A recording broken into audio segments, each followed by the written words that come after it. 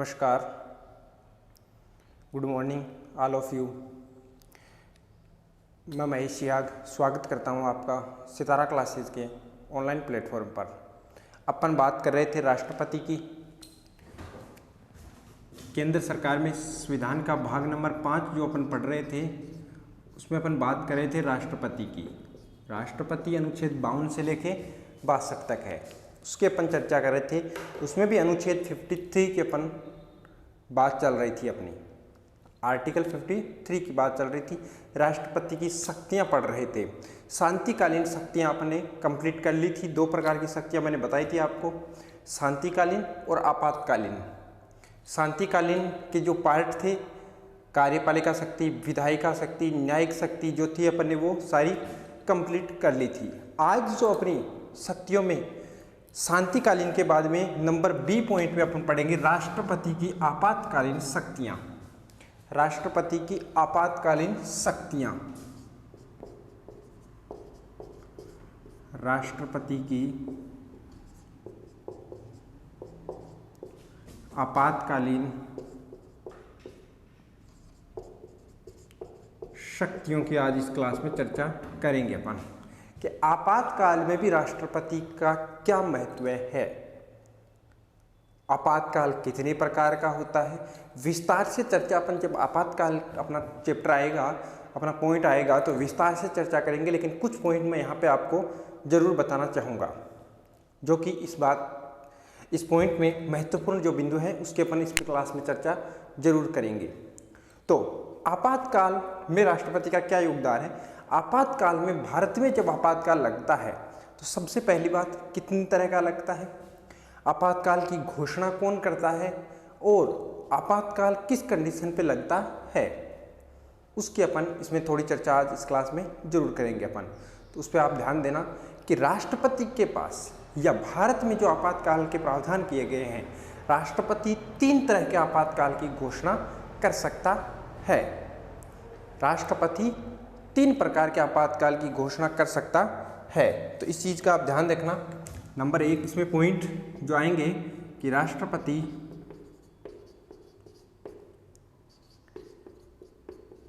तीन प्रकार के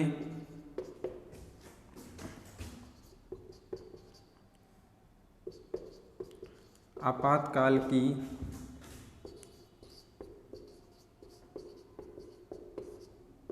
घोषणा कर सकता है। राष्ट्रपति 3 प्रकार के आपातकाल की घोषणा कर सकता है या करता है, कंडीशन देख के। 3 तरह के आपातकाल हैं, कौन कौन से हैं उनकी चर्चा करेंगे। तो एक चीज, राष्ट्रपति की आपातकाल शक्ति का नाम आती 2 तरह की शक्ति बताई मैंने, शांतिकालीन और आपातकालीन। जैसे आपको देखते ही पता चल रहा था कि विधायी शक्तियों के अंतर्गत अपन बात करेंगे। विधायी शक्तियों में संसद की, न्यायिक शक्तियों में जो न्यायालय के काम करता है उनकी, सैन्य शक्तियों में जो सेना के काम करता है राष्ट्रपति उनकी। वैसे ही आपातकाल शक्तियों में आपातकाल से संबंधित राष्ट्रपति का क्या कार्य है, वो सारे किसमें आएंगे, आपातकालीन शक्तियों में। तो इस शक्तियों को समझने के लिए या आपातकालीन शक्तियों को समझने के लिए इस पॉइंट पे आपको ध्यान लगाना है कि राष्ट्रपति 3 प्रकार के आपातकाल की घोषणा कर सकता है। अर्थात भारत में 3 प्रकार के आपातकालों का प्रावधान किया गया है, कंडीशन देख के, सिचुएशन के हिसाब से आपातकाल की घोषणा की जाती है। तो नंबर 1 पॉइंट आता है, पहला कौन सा आपातकाल, ये 3 कौन कौन से हैं, तो ध्यान देना इस पे। नंबर 1 राष्ट्रीय आपातकाल। कौन सा, राष्ट्रीय आपातकाल।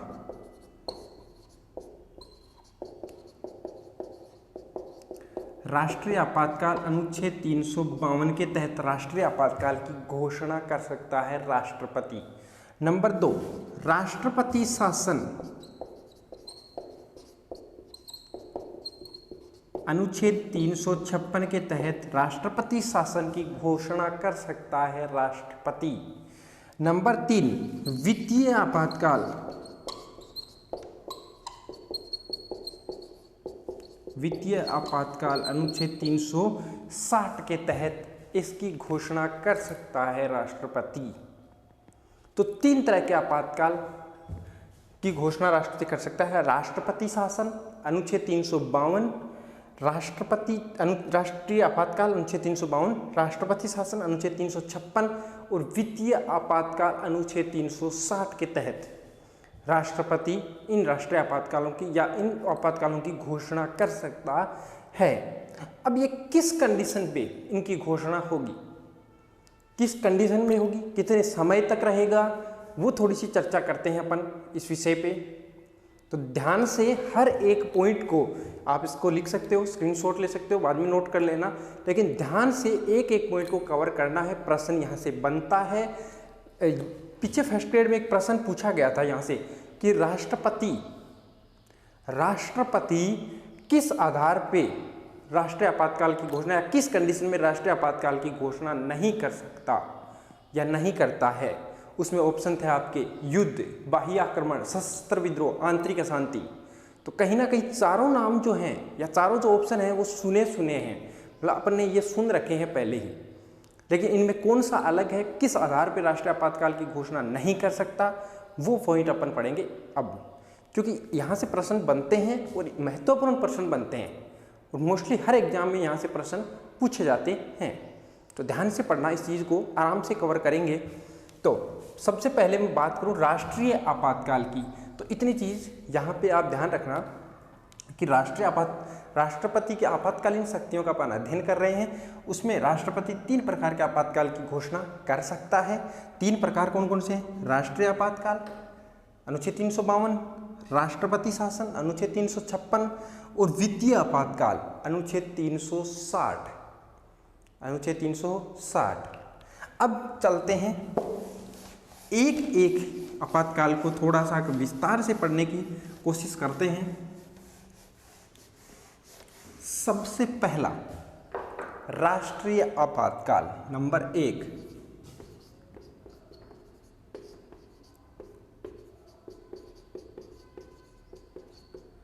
राष्ट्रीय आपातकाल। सबसे इंपॉर्टेंट बात, अनुच्छेद कौन सा? 352 के तहत राष्ट्रपति राष्ट्रीय आपातकाल की घोषणा कर सकता है। अब किस आधार पे या किस कंडीशन में, कौन सी सिचुएशन हो तब राष्ट्रपति राष्ट्रीय आपातकाल की घोषणा करेगा? किस कंडीशन में, किस सिचुएशन में राष्ट्रपति राष्ट्रीय आपातकाल की घोषणा करेगा अनुच्छेद 352 के तहत? प्रश्न यहां से ये बनता है कि राष्ट्रपति अनुच्छेद 352 के तहत राष्ट्रीय आपातकाल की घोषणा कर सकता है या करता है, तो बताइए यह उसकी किस प्रकार की शक्ति है? तो आपातकालीन शक्तियां हैं, आपातकाल की बात चल रही है, चाहे वो राष्ट्रीय आपातकाल हो, राष्ट्रपति शासन हो, वित्तीय आपातकाल हो। आपातकाल की जब बात होती है तो वो शक्ति भी राष्ट्रपति कौन सी है? आपातकालीन शक्तियों के अंतर्गत आएगा। किसके अंतर्गत आएगा? आपातकालीन शक्तियों के अंतर्गत आएगा। तो इस चीज़ का आप ख्याल रखना, ध्यान रखना, यहाँ पे आप दिमाग लगा के थोड़ा सा कि अनुच्छेद 352 में राष्ट्रपति शासन की राष्ट्रीय आपातकाल की बात की गई है। किस कंडीशन में, किस किस कंडीशन में इसकी घोषणा हो सकती है या राष्ट्रपति कर सकता है? युद्ध की कंडीशन हो, मान लो किसी देश से युद्ध हुआ है तो राष्ट्रपति राष्ट्रीय आपातकाल की घोषणा कर सकता है। बाह्य आक्रमण, बाह्य आक्रमण, अब हो सकता है किसी बच्चों को ये लगे, किसी बच्चे को कि सर युद्ध और बाह्य आक्रमण तो एक ही बात हो गई, तो इसमें जो फर्क है वो भी मैं आपको बताऊंगा। अगला सशस्त्र विद्रोह, सशस्त्र विद्रोह, सशस्त्र विद्रोह के कंडीशन में भी राष्ट्रपति राष्ट्रीय आपातकाल की घोषणा कर सकता है। ध्यान देना, युद्ध और बाह्य आक्रमण में अंतर स्पष्ट करने की कोशिश करते हैं पर यहाँ पे। तो मैं नॉर्मली आपको ये चीज़ बताऊं, युद्ध में दो देशों के मध्य जब युद्ध होता है ना, आपने देखा होगा राजा हिस्ट्री में जब आप पढ़ते हैं तो राजा महाराजा जब का युद्ध होता था तो दोनों सेनाएं तैयार रहती थी। युद्ध का मैदान चिन्हित होता था, वहाँ पे आइए हम युद्ध करेंगे, मतलब दोनों तरफ के जो कैंडिडेट हैं या दोनों तरफ की जो सेनाएं हैं वो बिल्कुल तैयार है युद्ध लड़ने के लिए। लेकिन जब बाह्य आक्रमण की बात आती है तो उस कंडीशन में तैयार नहीं है। एक पक्ष तैयार है जिसको आक्रमण करना है, लेकिन दूसरे पक्ष को इस चीज़ के बारे में बिल्कुल भी पता नहीं है कि उस पर आक्रमण होने वाला है। तो वो होता है बाह्य आक्रमण। और युद्ध में दोनों तरफ से दोनों जो सेनाएं हैं वो बिल्कुल तैयार हैं। तो वो बात होती है युद्ध की। तो युद्ध हो चुका है अगर युद्ध, तो हो सकता है किसी देश की कंडीशन, जैसे सन 1962 में जब चीन ने भारत पे आक्रमण किया था, तो उस कंडीशन में आपातकाल की घोषणा होनी बेहद आवश्यक थी। तो वहाँ पे राष्ट्रपति जो सर्वपल्ली राधाकृष्णन थे, उसने क्या किया कि भारत में राष्ट्रीय आपातकाल की घोषणा कर दी थी सबसे पहले। उसी टाइम भारत में राष्ट्रीय आपातकाल लागू हुआ था। तो युद्ध होने के बाद अगर कंडीशन अच्छी नहीं रही देश की, तो उस समय आपातकाल की घोषणा करनी बहुत ही आवश्यक होती है। तो युद्ध में घोषणा हो सकती है, बाह्य आक्रमण में कर सकता है राष्ट्रपति, और सशस्त्र विद्रोह, इस पॉइंट को आप ध्यान से समझना। सशस्त्र विद्रोह ये क्या है? इस सशस्त्र विद्रोह का ही नाम सन 1978 से पहले आंतरिक अशांति था। यहां से प्रश्न पूछा गया है, जो मैंने बताया फर्स्ट ग्रेड में प्रश्न आया था, वो यहीं से प्रश्न पूछा गया कि किस आधार पे राष्ट्रपति राष्ट्रीय आपातकाल की घोषणा नहीं कर सकता, किस कंडीशन पे राष्ट्रपति राष्ट्रीय आपातकाल की घोषणा नहीं कर सकता। तो वहां पे एक जो ऑप्शन और था, वो कौन सा था? आंतरिक अशांति। आंतरिक अशांति, ये ऑप्शन थे चारों आपके पास, ये ऑप्शन थे चारों। युद्ध था, बाह्य आक्रमण था, सशस्त्र विद्रोह था, आंतरिक अशांति था। तो किस कंडीशन में, किस सिचुएशन में, किस समय राष्ट्रपति राष्ट्रीय आपातकाल की घोषणा नहीं करेगा या नहीं कर सकता? तो उसका जो सही आंसर होगा या होता कौन सा? आंतरिक अशांति। क्योंकि अब आंतरिक अशांति मूल संविधान में नाम था, मूल संविधान में सशस्त्र विद्रोह नाम नहीं था। यहाँ पे ध्यान देना, मूल संविधान में सशस्त्र विद्रोह नाम नहीं था। तो क्या नाम था वहाँ पे युद्ध, बाह्य आक्रमण और आंतरिक अशांति, ये तीनों नाम थे। युद्ध, बाह्य आक्रमण और आंतरिक अशांति, ये तीनों नाम थे उस समय। लेकिन आंतरिक अशांति का नाम, अब आंतरिक अशांति नाम सुनने से ऐसे लगता है कि देश के अंदर ही अंदर कुछ प्रॉब्लम चल रही है, देश के अंदर ही अंदर कुछ समस्या चल रही है, इसलिए बाहरी देश, विदेश हैं, विदेशी व्यक्ति हैं या विदेश के जो लोग हैं या दूसरे देशों को ये पता ना चले कि भारत में क्या कंडीशन है या किस आधार पर आपातकाल की घोषणा हुई है। इसलिए इस आंतरिक अशांति का नाम 44वां संविधान संशोधन सन 1978 में क्या कर दिया गया? सशस्त्र विद्रोह कर दिया गया। ध्यान से समझ लेना ये पॉइंट, यहां से प्रश्न पूछा जाता है, पूछा गया है और पूछा जाएगा।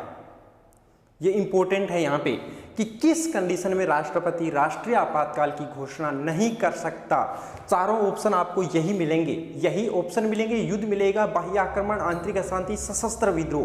तो अब जो सही होगा वो सशस्त्र विद्रोह तो सही होगा, वहां तो कर सकता है, लेकिन आंतरिक अशांति के आधार पे अब राष्ट्रपति राष्ट्रीय आपातकाल की घोषणा नहीं कर सकता, नहीं कर सकता। ये नाम कब चेंज किया गया आंतरिक अशांति का? 44वां संविधान संशोधन 1978 में आंतरिक अशांति की जगह नाम क्या दे दिया गया? सशस्त्र विद्रोह, सशस्त्र विद्रोह। तो उम्मीद करता हूं ये पॉइंट समझ में आया होगा। यहां से अगर प्रश्न बनेगा तो आप आराम से उसको कवर कर पाओगे। चलते हैं अगले पॉइंट की तरफ। ये बात तो हो गई क्या कि राष्ट्रपति किन किन कंडीशनों पे राष्ट्रीय आपातकाल की घोषणा करेगा, पूछता है। छोटा सा, बिल्कुल छोटा सा प्रश्न यहां से बन सकता है कि राष्ट्रीय आपातकाल की घोषणा करता कौन है? तो आप वहां कंफ्यूज हो गए, सर आपने तो नहीं बताई ये चीज। तो मैं बार बार यही तो बोल रहा हूं कि राष्ट्रपति राष्ट्रीय आपातकाल की घोषणा कर सकता है या करता है। तो कौन कर सकता है राष्ट्रीय आपातकाल की घोषणा? राष्ट्रपति। कौन? राष्ट्रपति कर सकता है। वहां पे आपको ऑप्शन मिलेंगे संसद, पीएम, मंत्रिमंडल। तो उन चीजों पे आप ध्यान देके और कहां पे आपको सही आंसर लगाना है। राष्ट्रपति राष्ट्रीय आपातकाल, किसी भी आपातकाल, ध्यान देना, चाहे राष्ट्रीय आपातकाल हो, राष्ट्रपति शासन हो, वित्तीय आपातकाल हो, कोई भी आपातकाल हो, उनकी घोषणा कौन कर सकता है? राष्ट्रपति कर सकता है। तो इतनी चीज समझ में आई होगी यहां से आपको कि 3 कंडीशन में राष्ट्रीय आपातकाल की घोषणा हो सकती है। अब क्या राष्ट्रपति खुद ने बोल दिया कि भाई ठीक है राष्ट्रीय आपातकाल लागू कर दिया जाए भारत में, तो उस चीज से क्लियर हो सकता है क्या? बिल्कुल नहीं। राष्ट्रपति को भी राष्ट्रीय आपातकाल की घोषणा करने के लिए मंत्रिमंडल की लिखित सहमति आवश्यक है। ध्यान देना इस पॉइंट पे कि राष्ट्रपति स्वयं अपनी तरफ से यह घोषणा नहीं कर सकता कि राष्ट्रीय आपातकाल लागू हो चुका है या लागू कर रहे हैं। क्यों? क्योंकि मंत्रिमंडल जब तक लिखित सहमति नहीं देगा तब तक राष्ट्रपति ऐसी कोई घोषणा नहीं करेगा। तो मंत्रिमंडल की लिखित सहमति इसमें आवश्यक है। तो यहां पे क्या पॉइंट निकल के आता है अगला, मंत्रिमंडल की लिखित सहमति आवश्यक है। अर्थात जब राष्ट्रीय आपातकाल की घोषणा होती है या राष्ट्रपति राष्ट्रीय आपातकाल की घोषणा करता है, उससे पहले मंत्रिमंडल की लिखित सहमति मिलना उसको आवश्यक है। अब मान लो कि राष्ट्रपति ने राष्ट्रीय आपातकाल की घोषणा कर दी, इमरजेंसी आपातकाल जब लगता है तो किससे पूछेगा वो? किसी से नहीं। हाँ, मंत्रिमंडल की सहमति है, लिख के दे दिया मंत्रिमंडल ने। अब संसद से कोई चीज़ को पारित होना, ये होना, इसमें बहुत ज़्यादा समय लगता है। आपातकाल ऐसी कंडीशन है कि उसमें ज़्यादा समय वेस्ट नहीं कर सकते, पहले उसको लागू करते हैं, उसके बाद में जो प्रोसेस है वो करते रहेंगे। तो लागू तो राष्ट्रपति ने कर दिया या घोषणा तो राष्ट्रपति ने कर दी, संसद ने पहले, वो जो मंत्रिमंडल ने पहले लिखित सहमति भी दे दी। अब संसद से वो 1 महीने के अंदर अंदर अनुमोदित होना आवश्यक है। संसद से 1 महीने के अंदर अंदर उसका अनुमोदन होना आवश्यक है। तो 1 माह के अंदर संसद से अनुमोदन होना आवश्यक है। 1 माह के अंदर संसद से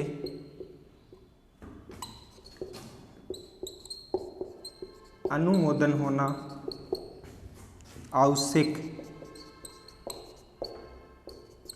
अर्थात घोषणा राष्ट्रपति ने कर दी, मंत्रिमंडल की पहले लिखित सहमति भी थी। अब क्या करेंगे कि संसद के जो दोनों सदन हैं उनकी अनुमति भी लेना आवश्यक है 1 महीने के अंदर अंदर। अगर मान लो संसद ने अनुमति दे दी कि हाँ, राष्ट्रपति ने जो राष्ट्रीय आपातकाल घोषणा की है वो सही है, तो अनुमति दे दी तो वो अधिकतम 6 माह तक लागू रह सकता है। इस चीज़ का ध्यान रखना, अनुमति दे दी तो अधिकतम 6 माह तक लागू रह सकता है। एक घोषणा में अधिकतम 6 माह तक लागू रह सकता है। अगर मान लो उस 1 महीने के समय में या 1 महीने के पीरियड में संसद ने अनुमति नहीं दी, तो उस कंडीशन में वो राष्ट्रीय आपातकाल जो है, जिसकी घोषणा राष्ट्रपति ने की है, वो 1 महीने के अंदर अंदर ही समाप्त हो जाएगा। इस पॉइंट को ध्यान से समझ लेना कि राष्ट्रपति ने राष्ट्रीय आपातकाल की घोषणा करने से पहले मंत्रिमंडल की लिखित सहमति लेनी आवश्यक है। मंत्रिमंडल ने लिखित सहमति दे दी तो राष्ट्रपति ने राष्ट्रीय आपातकाल की घोषणा कर दी। इन 3 कंडीशनों पे राष्ट्रीय आपातकाल की घोषणा कर दी।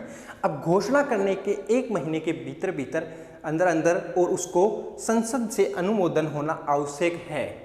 अब संसद से अनुमोदन हो चुका है तब तो ठीक है, वो 6 माह तक लागू रह सकता है अधिकतम राष्ट्रीय आपातकाल। लेकिन अगर नहीं लागू होता है या संसद उसको नहीं अनुमोदन कर दी है तो वो 1 महीने के अंदर अंदर ही खत्म हो जाएगा, समाप्त हो जाएगा, वो घोषणा रद्द हो जाएगी। तो उम्मीद करता हूँ इतनी चीज़ आपको समझ में आई होगी। यहाँ से जो प्रश्न बनेगा उसको आप आराम से कवर कर सकते हो, तो इस चीज़ को आप नोट कर लेना। यहाँ से आप स्क्रीनशॉट लेके अपने नोट्स बनाओ, साथ साथ उनको बार बार पढ़ो। यहाँ से जो प्रश्न बनेगा उसको आप आराम से कवर करोगे। चलते हैं आगे। क्या भारत में कभी राष्ट्रीय आपातकाल लगा है? प्रश्न बनता है। जब आपातकालीन शक्तियाँ पढ़ रहे हैं तो थोड़ा सा इसका विस्तार से चर्चा भी कर लेते हैं थोड़ा सा। उसके बाद में जब आपातकाल अपना आएगा, यहाँ मैं उस चैप्टर को कंप्लीट नहीं कर रहा हूँ आपातकाल को, जब आपातकाल आएगा तो वहाँ भी थोड़ा और ज़्यादा विस्तार से उसके डिटेल से पढ़ने की अपन इसको कोशिश करेंगे। तो उस चीज़ में भी आप जरूर ध्यान देना। क्या भारत में कभी राष्ट्रीय आपातकाल लगा है? हाँ, अब तक 3 बार भारत में राष्ट्रीय आपातकाल लगा है। अब तक 3 बार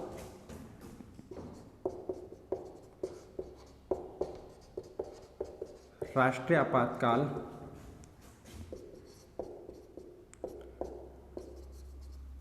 लगा है। 3 बार भारत में राष्ट्रीय आपातकाल की घोषणा हुई है। कब कब, किस कंडीशन में, देखना। 3 बार हुई है तो नंबर 1, 2 और 3। सबसे पहले सन 1962 में, सन 1962 में, उसके बाद में सन 1971 में, उसके बाद में सन 1975 में। ये 3 बार 3 कंडीशन में, तीनों अलग अलग कंडीशन है। वहाँ पे आक्रमण किसने किस पे किया, कब, वो सारी बातें यहाँ पे प्रश्न बनता है। तो सन 1962 में चीन ने भारत पे आक्रमण किया था।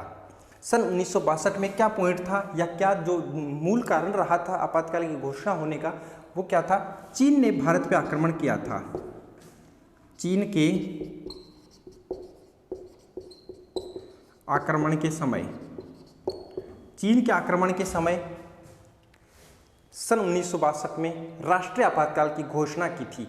किसने की थी, ये प्रश्न पूछता है कि सन 1962 में जब चीन ने भारत पर आक्रमण किया, उस समय जो राष्ट्रीय आपातकाल की घोषणा हुई, तो वो घोषणा किसने की? अर्थात क्या पूछना चाह रहा है यहाँ पे कि उस समय राष्ट्रपति कौन था? प्रश्न 2 बन सकते हैं। जब राष्ट्रीय आपातकाल सबसे पहले घोषणा हुई 1962 में चीन के आक्रमण के समय, उस समय राष्ट्रपति कौन था? या सन 1962 में जब भारत में राष्ट्रीय आपातकाल की घोषणा हुई तो ये घोषणा की किसने? तो आपको पता है कौन कर सकता है? राष्ट्रपति कर सकता है। और राष्ट्रपति घोषणा कर सकता है, तो उस समय राष्ट्रपति कौन था? उस समय राष्ट्रपति कौन था? तो इस चीज पे ध्यान देना, उस समय राष्ट्रपति कौन था? अब देखो, ये सबसे पहला राष्ट्रीय आपातकाल है ना, सबसे पहला राष्ट्रीय आपातकाल है। तो सर्वपल्ली राधाकृष्णन, सर्वपल्ली राधाकृष्णन, प्रेसिडेंट कौन था? प्रेसिडेंट कौन था? सर्वपल्ली राधाकृष्णन उस समय क्या थे? भारत के राष्ट्रपति थे। क्या थे? राष्ट्रपति थे। इन्होंने घोषणा की थी जब चीन ने भारत पर आक्रमण किया सन 1962 में, तो राष्ट्रीय आपातकाल की। तो उम्मीद करता हूँ चीज समझ में आ रही होगी कि सन 1962 में सबसे पहले राष्ट्रीय आपातकाल की घोषणा, उस समय राष्ट्रपति कौन थे? सर्वपल्ली राधाकृष्णन। सबसे पहला है ये राष्ट्रीय आपातकाल, तो सर्वपल्ली सबसे पहला, सबसे पहला सर्वपल्ली राधाकृष्णन उस समय क्या था? राष्ट्रपति था। प्रश्न ये भी पूछ सकता है उस समय प्रधानमंत्री कौन था? उस समय प्रधानमंत्री कौन था? तो जवाहरलाल नेहरू था। जवाहरलाल नेहरू। पीएम कौन थे? JL नेहरू। पीएम कौन थे उस समय? JL नेहरू। जवाहरलाल नेहरू सबसे पहले जब भारत में राष्ट्रीय आपातकाल घोषणा हुई तो उस समय पीएम थे, भारत के प्रधानमंत्री थे। दूसरा, सन 1971 में, सन 1971 में पाकिस्तान ने भारत पे आक्रमण किया। पाकिस्तान के आक्रमण के समय, पाकिस्तान के आक्रमण के समय प्रश्न वही, उस समय पीएम कौन था? उस समय पीएम कौन था? तो ये चीज तो हो गई ऊपर वाले की, हाँ। और इस समय पीएम कौन था? इस समय पीएम कौन था या पी कौन था? पहले मैं राष्ट्रपति की बात करता हूँ। घोषणा किसने की? वीवी गिरी ने। किसने की? दूसरा है ये, तो 2 आएंगे उसमें। वीवी, ये दूसरा राष्ट्रीय आपातकाल है तो उसमें 2 वी आएंगे। वीवी गिरी ने की। किसने की? राष्ट्रपति कौन था? वीवी गिरी। और उस समय पीएम कौन था? इंदिरा गांधी। इंदिरा गांधी दूसरे राष्ट्रीय आपातकाल के समय भारत की पीएम थी। उम्मीद करता हूं यहां तक कोई समस्या नहीं है, कोई प्रॉब्लम नहीं है, किसी प्रकार का कोई डाउट नहीं है। चलते हैं आगे। सन 1975 में आंतरिक अशांति के समय, सर आपने बोला आंतरिक अशांति के समय तो राष्ट्रीय आपातकाल घोषणा हो ही नहीं सकती। अरे मैंने ये भी बोला कि सन 1978 में उसका नाम चेंज करके सशस्त्र विद्रोह किया था, लेकिन 1978 से पहले तो नाम आंतरिक अशांति था। तो प्रश्न पूछ सकता है किस आधार पर राष्ट्रीय आपातकाल लगा था? तीसरा, सन 1975 में। तो आप वहां पे आंतरिक अशांति ना करके सशस्त्र विद्रोह कर दो तो गलत हो जाएगा, वहां पे आंतरिक अशांति आएगा, क्योंकि सन 1975 में जो नाम था वो क्या था? सशस्त्र विद्रोह ना हो के आंतरिक अशांति था। सन 1978 में उसका नाम चेंज हुआ था 44वें संविधान संशोधन द्वारा। तो दूसरा जो पॉइंट है, दूसरा यहां तक कवर हो गया, यहां तक उम्मीद करता हूं कवर होगा। तीसरे आपातकाल की तरफ मैं चलता हूं। तो इसको आपने नोट कर लिया होगा स्क्रीनशॉट लेके, और आगे चलते हैं तीसरे आपातकाल की तरफ। तीसरा आपातकाल, 3 बार राष्ट्रीय आपातकाल की घोषणा हुई है। इनके जो पीएम और राष्ट्रपति हैं उन पे आप जरूर ध्यान लगाना, वहां से प्रश्न अच्छा बनता है, वो पूछता है। तीसरा राष्ट्रीय आपातकाल सन 1975 में किस कंडीशन पे हुआ था, किस शर्त पे या किस सिचुएशन में हुआ था? आंतरिक अशांति।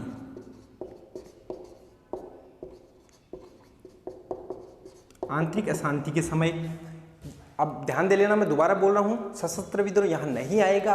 क्यों नहीं आएगा? कि उस समय उसका नाम चेंज नहीं हुआ था। सन 1978 में आगे होता है नाम चेंज, तो नाम चेंज तो सन 1978 में होता है। इसका मतलब उससे पहले नाम तो यही था, और ये जब आपातकाल लगा था वो इसी नाम से लगा था, आंतरिक अशांति के नाम से ही लगा था। तो ये प्रश्न पूछता है और आपको वहां पे जवाब आंतरिक अशांति ही देना है। उस समय प्रधानमंत्री कौन था और उस समय राष्ट्रपति कौन था? तो प्रेसिडेंट पी। राष्ट्रपति तो कौन था उस टाइम? फखरुद्दीन अली अहमद। कौन था? फखरुद्दीन अली अहमद।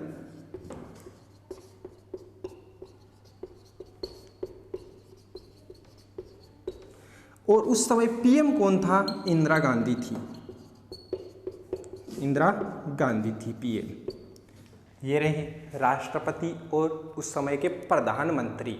जब राष्ट्रीय आपातकाल की घोषणा हुई 3 बार हुई। सबसे पहले चीन ने आक्रमण किया सन 1962 में, तब 1971 में पाकिस्तान के आक्रमण के समय, और तीसरा जो सन 1975 में आंतरिक अशांति के कंडीशन पे तीसरे आपातकाल की घोषणा हुई थी। तो घोषणा की किसने तीसरे की? फखरुद्दीन अली अहमद उस समय जो राष्ट्रपति थे उन्होंने की थी। तो उम्मीद करता हूँ इतनी चीज़ समझ में आई होगी। आगे चलता हूँ, इस चीज़ को नोट कर लेना आप। आगे चलते हैं दूसरे आपातकाल की तरफ। तो 2 नंबर का राष्ट्रीय आपातकाल है वो कौन सा है? राष्ट्रपति शासन। 2 नंबर का कौन सा है? राष्ट्रपति शासन।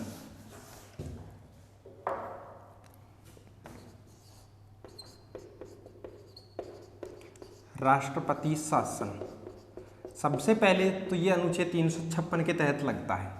ऊपर वाला 352, राष्ट्रपति शासन 356 के तहत लगता है। ये कब लगता है? राष्ट्रपति देखो, ये राष्ट्रीय आपातकाल मतलब देश स्तर की बात कर रहा है, देश पे बात कर रहा है। राष्ट्रपति शासन, या आप याद रखने के लिए इसको बोल सकते हो राज्य आपातकाल। ये राष्ट्रीय आपातकाल, ये राज्य आपातकाल, याद हो जाएंगे पॉइंट। ये राष्ट्रीय आपातकाल मतलब देश की बात करेगा, और ये राज्य आपातकाल मतलब किसी पर्टिकुलर एक राज्य की बात करेगा। यहाँ पे वो कोई भी राज्य हो सकता है। तो राष्ट्रीय आपातकाल अनुच्छेद 356 के तहत कब लगता है? मान लो किसी राज्य की जो जनता है वो संविधान के अनुकूल नहीं चल रही है, राज्य की जो सरकार है वो संविधान के अनुकूल नहीं चला पा रही है, मतलब उस राज्य का संवैधानिक तंत्र विफल हो चुका है। संवैधानिक तंत्र विफल हो चुका है। विधायिका जो कानून बनाती है, कार्यपालिका जो जिस कानून को लागू करती है, उसके अकॉर्डिंग वहाँ की जो नागरिक है या वहाँ की जो जनता है वो कार्य नहीं करती है या नहीं चलती है। इसका मतलब उस राज्य का संवैधानिक तंत्र विफल हो चुका है। अब उस सरकार के कंट्रोल में नहीं है वहाँ की जनता, तो उस कंडीशन में वहाँ का राज्यपाल, उस राज्य का राज्यपाल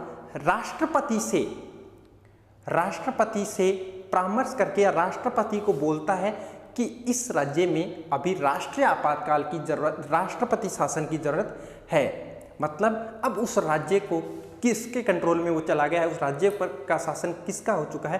केंद्र सरकार का हो चुका है। केंद्र सरकार जैसा करेगी वैसे ही उस राज्य के नागरिकों को चलना होगा।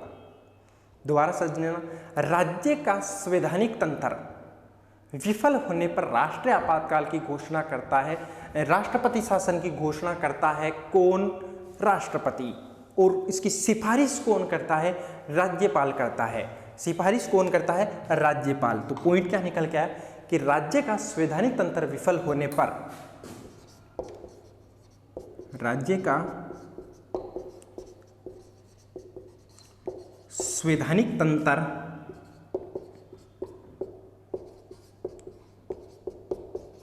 विफल होने पर, मैंने क्या बताया, किसी राज्य की जनता जो है वो सरकार जो नियम कानून बनाती है उनके अकॉर्डिंग कार्य नहीं कर रही है, उनके अकॉर्डिंग नहीं चल रही है, तो वो राज्यपाल क्या करता है कि सिफारिश करता है किससे, राष्ट्रपति से, कि यहाँ पे आप अभी राष्ट्रपति शासन लागू कर दो। इस राज्य का जो संवैधानिक तंत्र है वो विफल हो चुका है, यहाँ के लोग जो हैं उस संविधान के अकॉर्डिंग कार्य नहीं कर रहे हैं। तो उम्मीद करता हूँ कारण आपको समझ में आया होगा कि किस कंडीशन पे लगता है किसी राज्य का संवैधानिक तंत्र विफल होने पर राज्यपाल राष्ट्रपति से राष्ट्रपति शासन की सिफारिश कर सकता है। तो घोषणा कौन करेगा, वही राष्ट्रपति घोषणा करेगा। घोषणा कौन करेगा, राष्ट्रपति ही करेगा। और ऐसा अब घोषणा राष्ट्रपति ने कर दी तो संसद से कितने दिनों के अंदर अनुमोदन होना आवश्यक है, तो ये संसद से 2 माह के अंदर 2 माह के अंदर संसद से अनुमोदन होना आवश्यक है। अर्थात यहाँ 60 दिन का समय दिया गया। राष्ट्रीय आपातकाल में कितने, 30 दिन, 1 महीना। यहाँ पे 2 महीने का समय दिया गया है कि 2 महीने के अंदर संसद का अनुमोदन होना आवश्यक है। अब संसद का अगर अनुमोदन हो गया, संसद ने स्वीकृति दे दी, संसद ने स्वीकृति दे दी कि हाँ जो राष्ट्रपति शासन लागू किया है किसी राज्य में वो सही है, हाँ ऐसा होना भी चाहिए था वहाँ पे, तो उस कंडीशन में वो 6 माह तक एक बार में वही बात 6 माह तक लागू रह सकता है। 6 माह तक लागू रह सकता है। ध्यान से समझ लेना, किसी राज्य का संवैधानिक तंत्र विफल होता है तो राज्यपाल राष्ट्रपति से परामर्श करके या राष्ट्रपति को बोलता है कि आप इस राज्य में राष्ट्रपति शासन लागू करो। राष्ट्रपति शासन लागू होते ही क्या होता है कि उस राज्य की जो सरकार है वो कार्य नहीं करती है। उस राज्य पे कार्य कौन करता है, केंद्र सरकार कार्य करती है, वो कानून बनाती है, नियम बनाती है और उसके अकॉर्डिंग ही वहाँ की जनता को चलना होता है। तो उम्मीद करता हूँ समझ में आई होगी। 2 माह के अंदर अंदर संसद का अनुमोदन या संसद की स्वीकृति आवश्यक है। संसद ने स्वीकृति दे दी तो 6 माह तक वो लागू रह सकता है। अब कोई राज्य है, मान लो उसमें 6 माह में कंडीशन सही नहीं हुई तो फिर वापस अनुमोदन कराओ संसद से, वापस 6 महीने, वापस अनुमोदन करवाओ, वापस 6 महीने, ऐसे करके कंटिन्यू 3 वर्ष से अधिक तक लागू नहीं रहेगा। 3 वर्ष तक रह सकता है लेकिन 3 वर्ष से अधिक तक लागू नहीं। 3 साल से अधिक तक लागू नहीं, मतलब 3 वर्ष तक रह सकता है। 3 वर्ष तक कैसे रहेगा, मैंने दोबारा बता रहा हूँ कैसे रहेगा कि किसी राज्य में एक बार राष्ट्रीय आपातकाल की राष्ट्रपति शासन की घोषणा हुई, संसद ने अनुमोदन कर दिया, मतलब स्वीकृति दे दी, तो 6 माह तक लग गया। अब 6 माह में वहाँ की जो जनता है वो कंट्रोल नहीं आ रही है, अब भी वहाँ का कामकाज सही नहीं हो रहा, संवैधानिक तंत्र सही नहीं है, संविधान के अकॉर्डिंग नहीं चल पा रहे हैं, तो वापस घोषणा होगी या वापस उस चीज़ को संसद से दोबारा स्वीकृति लेके आगे बढ़ाने की कोशिश की जाएगी। अब संसद स्वीकृति दे दी तो एक बार फिर वो 6 महीने के लिए बढ़ गया, वापस और ज़्यादा बढ़ाना है तो 6 महीने के बाद दोबारा स्वीकृति लो और बढ़ गया। ऐसे बढ़ते बढ़ते लगातार 3 वर्ष से अधिक समय तक नहीं बढ़ेगा या नहीं लागू रह सकता। 3 साल तक रह सकता है, उससे ज़्यादा लागू नहीं रह सकता। तो उम्मीद करता हूँ ये चीज़ समझ में आई होगी।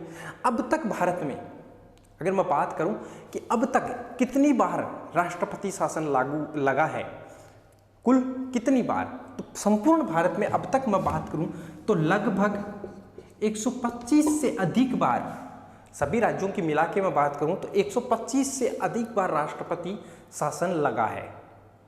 125 से अधिक बार राष्ट्रपति शासन लगा है सभी राज्यों को मिला के बात की जाए तो।